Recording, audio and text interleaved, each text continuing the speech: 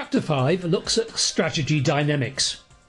Although we have completed the basic strategy analysis, we have not yet tackled the fact that strategies change over time, we change strategies, our rivals change strategies, and there are more general changes in the world environment.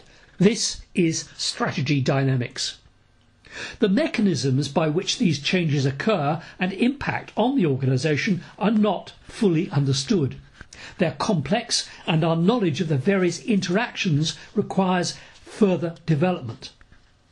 But we can be certain of one thing: we need to consider not only prescriptive strategy processes but also emergent strategy processes.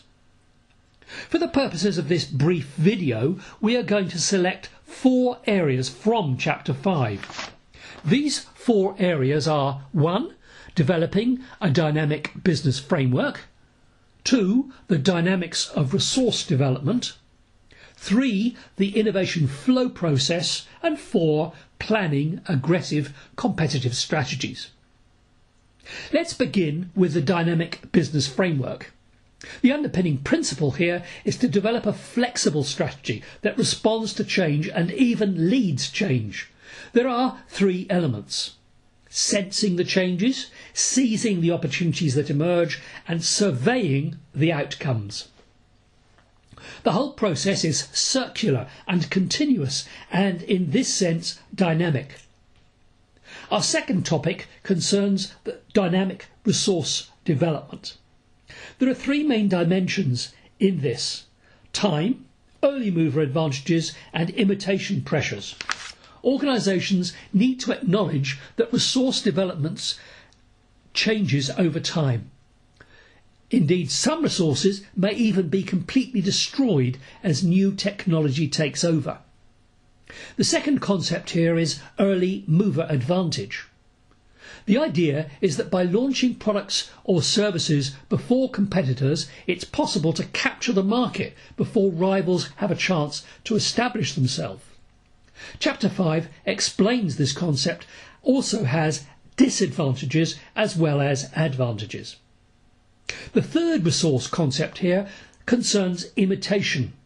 Companies may be able to copy the resources of their rivals, and competitive advantages may not always be sustainable. Our third area of strategy dynamics concerns the way that innovation works. This is called the innovation flow process.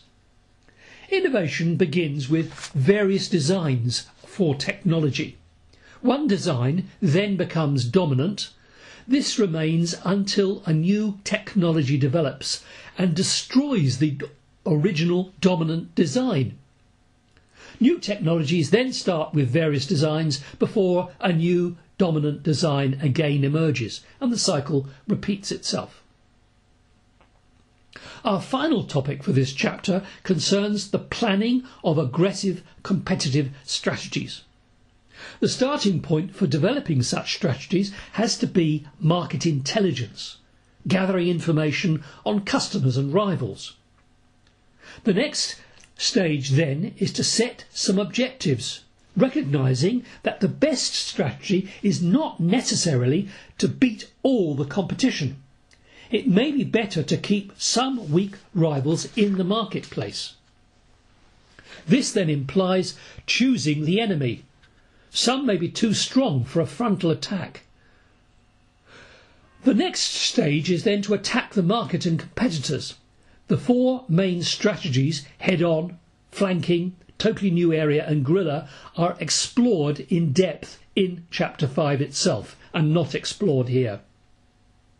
The final consideration concerns the use of truly innovative strategy, perhaps changing the rules of the game, for example. But these are not always so easy to develop. If they can be done, then it will certainly alter the strategy dynamics of the marketplace.